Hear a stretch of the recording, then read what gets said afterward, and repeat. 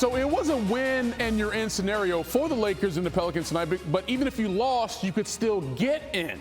Welcome to the NBA play-in tournament. Lakers Pelicans trading jumpers for the second time in 3 days. There is LeBron feeling it. Zion typically has not shot the ball very well against the Lakers, and more specifically when LeBron James is on the floor. But my man came out like, ladies and gentlemen, please, would you bring your attention to me? Gets the bucket there. Squad is up 6. And then Trey Murphy III, floater, misses.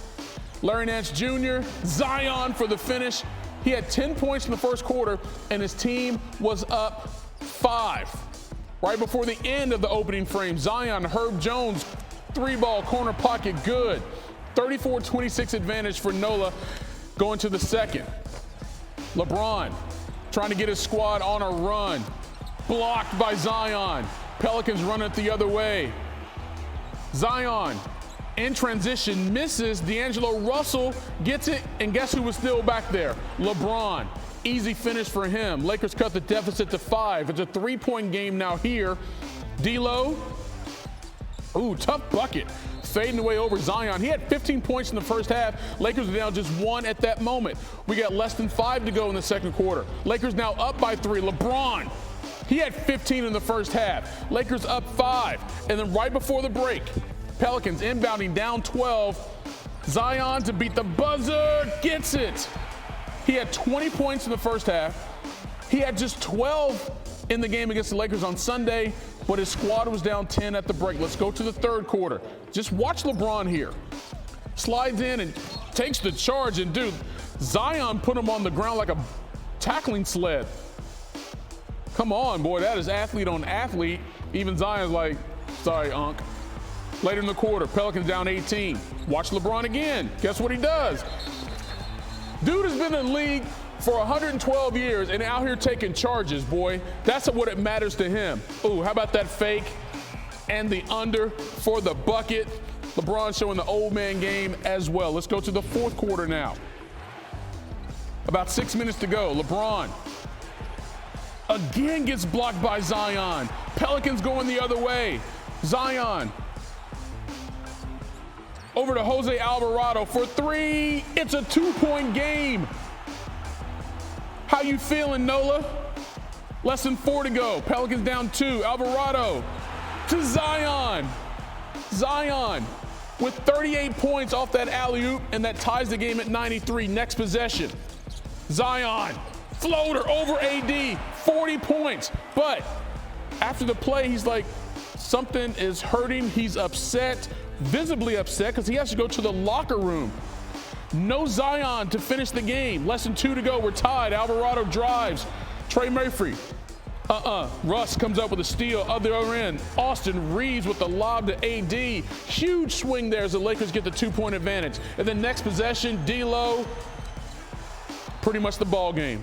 Lakers win it 110-106. LeBron and company guaranteed the 7th seed. When you look at the 4 previous matchups between these two teams, they were all 20, 30-point games. What made this game so competitive and elite?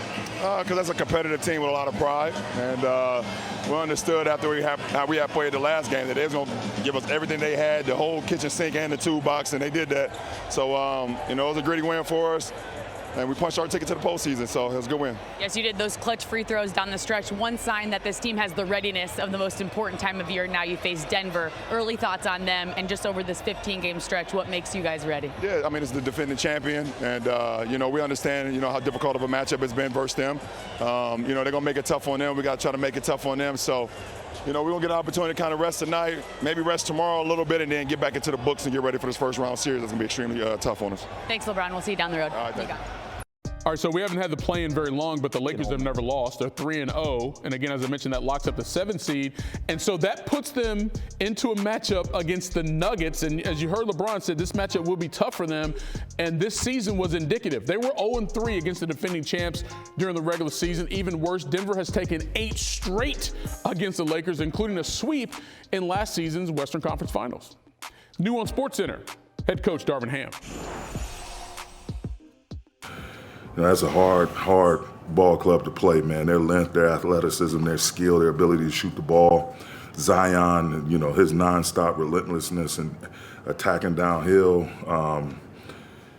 That's a hell of a team we just got past. So, but it revealed a lot about us and what we're made of, and the way we had, the way these two games went. One was, fairly big cushion throughout the game, and then tonight was hard fought as we anticipated.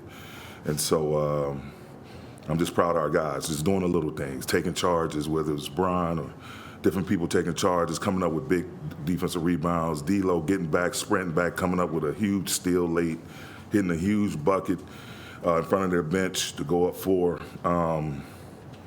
Guys stepping up, making their free throws. It's a lot. We had some point blank, shots that we missed, that we normally make, but we didn't hang our heads. We just kept fighting. Darvin, it seemed like they were really focused on trying to take away what they could from the and both those guys had an inefficient night. But you mentioned D'Lo 5 threes as the dagger three in the corner. But what does that say about you guys as a team and him individually? Bron just said it after the game. What we saw in these two games is a microcosm of what we have to be in the playoffs. It's back to 0-0. Seeds are what they are, but everyone is 0-0. So our supporting cast stepping up the way they did, on a night where, Bron and AD both were missing the mark in terms of field goals and, some tough misses, point blank range. But our others, all those guys, they stepped up. They buckled down. They made play after play after play, key moments.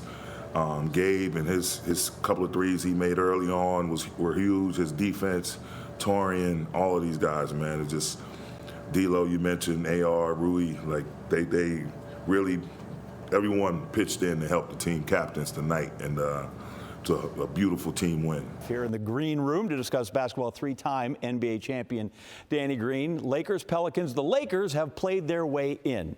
We heard Coach say that LeBron and Anthony Davis not their best, had some point-blank things, and they missed. And yet, in the last 3 minutes, those were the guys everything sort of kind of went through. They were the guys that were the difference makers. Always. What was it about them in the last 3 minutes that they were effective? Well, they made the right reads. Bron didn't make a lot of shots, but he did, when they did double, he made the right reads, found the right teammate, and those other guys came up big, like Coach Darvin said, they came up big time and time again, not only offensively, but defensively. D'Lo made some big plays, steals, but time and time again, they find Gabe, Vincent, early on in the first half hitting threes, Rui hitting threes, AR, Austin Reed hitting some shots, making some big steals and plays.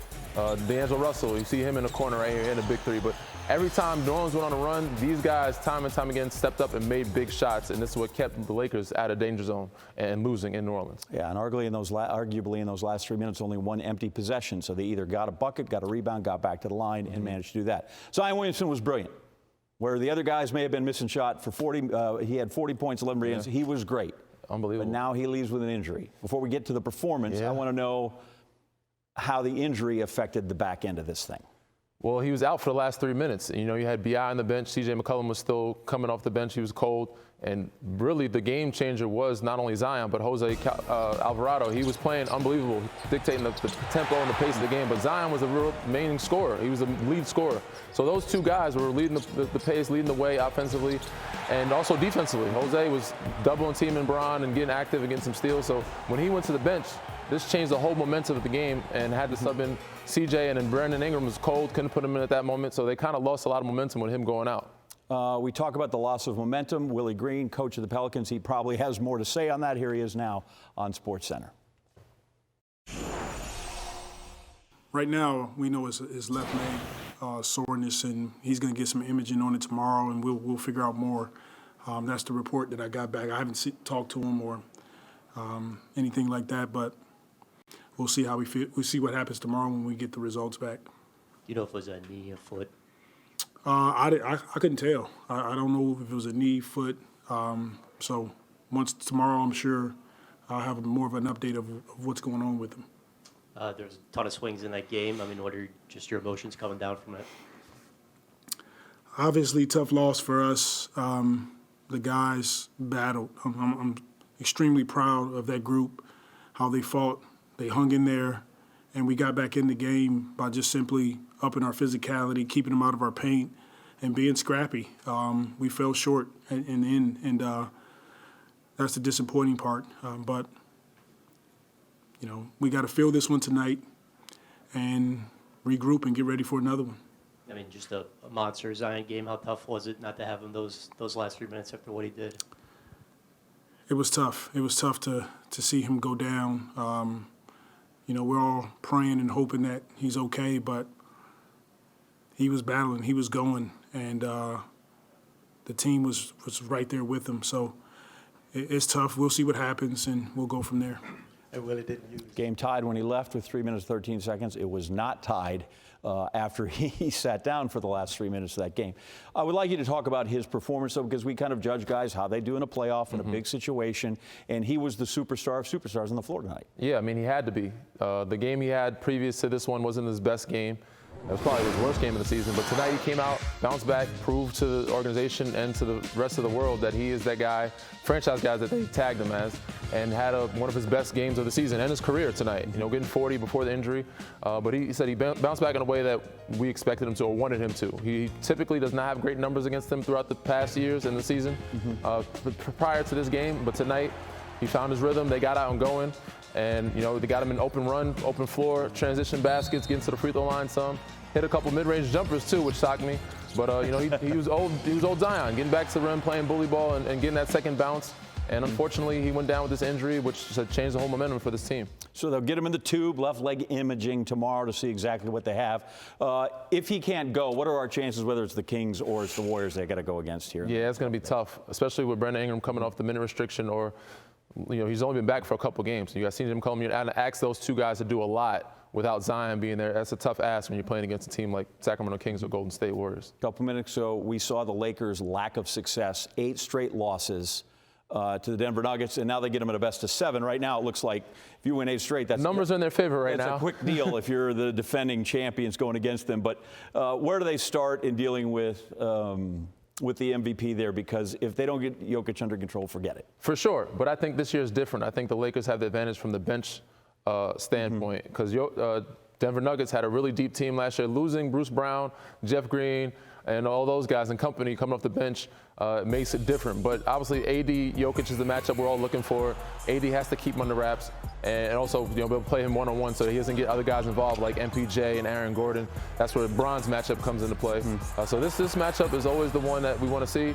And I said the advantage that Denver had last year was their bench. So I think this team or this matchup is a little more evenly based talent-wise. It's going to come down to coaching, X's and O's, and this matchup that we want to see, that everybody wants to see in the world, this Jokic-AD matchup.